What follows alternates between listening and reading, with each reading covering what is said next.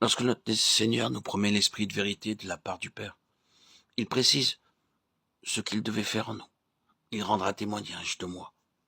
Jésus venait de dire « Je suis la vérité » Jean 14, 6. Le Fils unique venu du Père, plein de grâce et de vérité, qui est la vérité Jean 1, 14. Quand notre Seigneur promet à ses disciples le Saint-Esprit, il l'appelle l'Esprit de vérité. L'Esprit de vérité a donc pour mission de nous révéler et de nous communiquer la grâce et la vérité qui se trouvent en Jésus-Christ.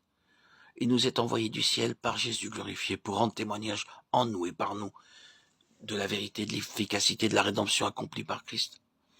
On craint parfois que l'attention donnée à la présence de l'Esprit en nous ne nous détourne du Sauveur qui est dans les cieux.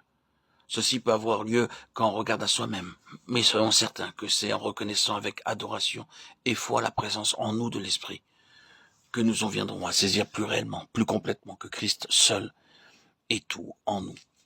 Il rendra témoignage de moi. Oui, il donnera vie et réalité à notre connaissance de Christ. Il nous fera éprouver sa puissance pour agir et pour sauver. Pour savoir quelle est la disposition d'esprit qui conduit dans toute la vérité, remarquez ce que notre Seigneur nous dit ici de l'Esprit. Il vous conduira dans toute la vérité, car il ne parlera pas de lui-même, mais il dira tout ce qu'il aura entendu. C'est donc une grande docilité qui caractérise l'Esprit de vérité. Rien de plus admirable dans le mystère de la Sainte Trinité que cette subordination parfaite de la part du Fils et de l'Esprit, malgré la divine égalité qui les unit au Père. Le Fils a pu réclamer à bon droit que tous honorent le Fils comme ils honorent le Père.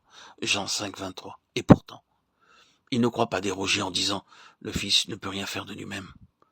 Ce que j'ai entendu de lui, je le dis. Jean 5, 19, 8, 26. Il en est de même aussi de l'Esprit de vérité. Jamais il ne parlera de lui-même. Nous pourrions trouver qu'il aurait le droit de le faire, mais non. Il ne dit que ce qu'il a entendu. L'Esprit craint de parler de lui-même. Il attend que Dieu parle et ne parle que quand Dieu parle. Il est donc bien l'Esprit de vérité. C'est là aussi la disposition d'esprit qu'il inspire à ceux qui le reçoivent.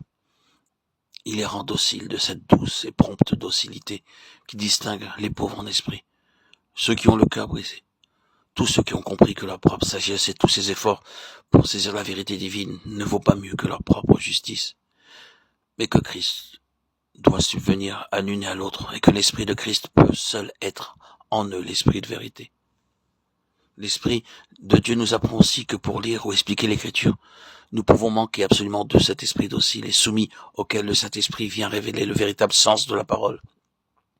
Et il nous fait voir là ce qui empêche tant de lecture de la Bible, tant de connaissances bibliques et de prédication évangélique de produire de meilleurs fruits de sainteté. L'Écriture reste sans action parce qu'on l'étudie avec une sagesse qui ne vient pas d'en haut, sans demander et recevoir la sagesse de Dieu. Il manque là le sceau de l'esprit de vérité, qui ne pense pas, ne parle pas de lui-même, mais qui dit ce qu'il a entendu. De jour en jour, l'esprit de vérité reçoit toutes choses de Dieu. Il sait garder le silence et ne dire que ce qu'il a entendu. Ces réflexions nous ouvrent les yeux sur le danger qu'il y a à vouloir chercher la vérité de Dieu dans sa parole, sans s'attendre à l'esprit de vérité qui demeure dans le cœur.